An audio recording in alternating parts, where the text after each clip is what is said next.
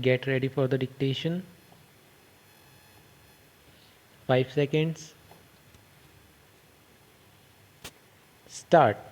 Madam, in India, the Constitution provides that the citizens have fundamental rights and all the fundamental rights are nothing but human rights.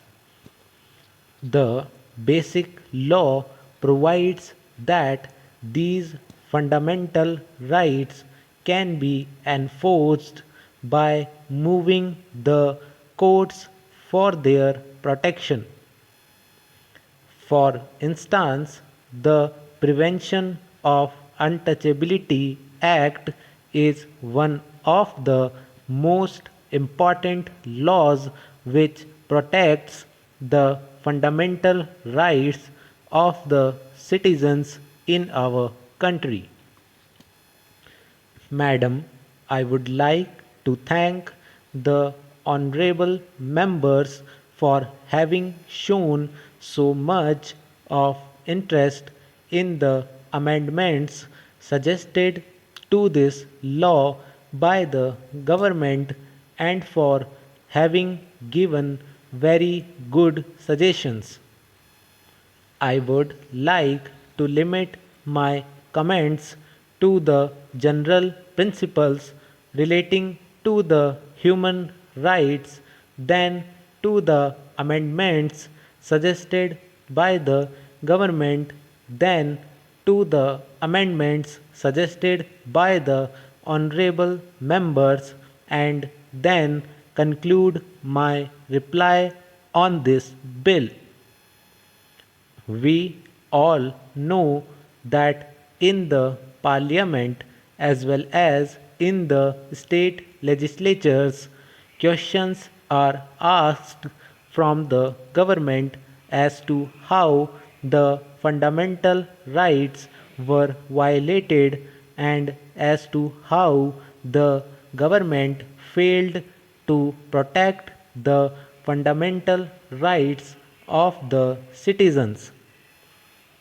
That is one of the most powerful instruments available to the representatives of the people to protect the fundamental rights.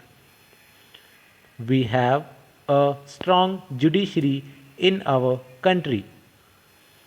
At the apex is the Supreme Court. At the penultimate level are the high courts, and at district and taluk levels there are lower courts. Through these courts, the fundamental rights given to the citizens are protected, and fortunately for us, we have a very, very strong media in our country. Every violation of a fundamental right is highlighted in the media, in the newspapers, and now on televisions. Those facts are brought to the notice of the government and the people in the country. Media is a very powerful instrument for creating public opinion. Though media does not have the power to punish anybody directly, yet the public opinion is so strong that the fundamental rights of the citizens are protected. Over and above this, the National Human Rights Commission was brought into existence. It was provided in the law itself that the state governments may have the state human rights commissions. This is over and above what was already available to the people in the country. Madam, one of the amendments which has been suggested is not allowing the magistrate to refer the matter to the Human Rights Commission. I am not in a position to accept this amendment.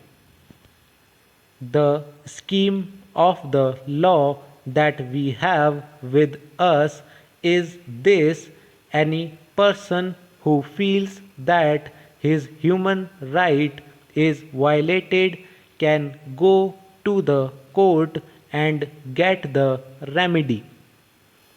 If he thinks that going to the Human Rights Commission is easier and more helpful, he can go to the Human Rights Commission. He can make an application and can get the relief. There are one or two points which are made here, and one of the points was the National Human Rights Commission should be given some authority.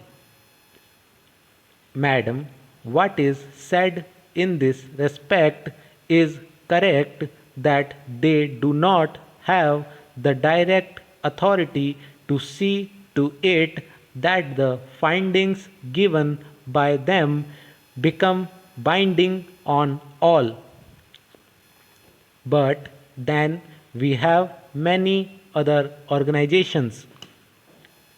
In this respect, the most powerful body in the country is the Supreme Court. What is said by the Supreme Court has to be followed.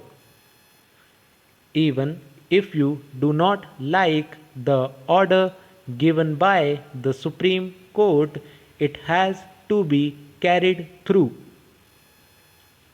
The authority is given to the Supreme Court, the high courts, and other lower courts. That authority is already given. This is not something of the same kind. This is something bigger and different. If we study the charter given to the Human Rights Commission, it is something bigger. It is related to the policy making, it is related to the research, it is related to the bigger issues. If the Human Rights Commission comes to the conclusion that something in which punishment has to be awarded, the Commission will not award the punishment, but it will refer the case to the Supreme Court, to the High Court, to any other court for punishment, and then the punishment will be given by that court. This is the arrangement. Madam, over and above all these things, in my opinion, what is really helping is the ethos of the people. The people in the country are themselves protecting the human rights of one another. For every man committing a crime or violation of human rights, we have hundreds and thousands of people protecting the human rights. The most important thing in our country is that not only we respect and protect the human rights of our neighbors, but also we respect and protect some rights of the living creatures. We respect even trees. We respect even animals. That is, our attitude towards life, and it is really helping us.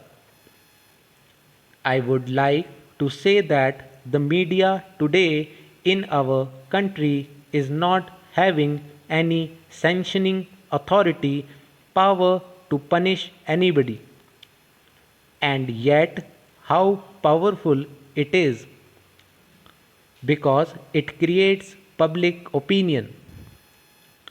The United Nations is an international body which is presiding over the matters relating to the most powerful nations in the world.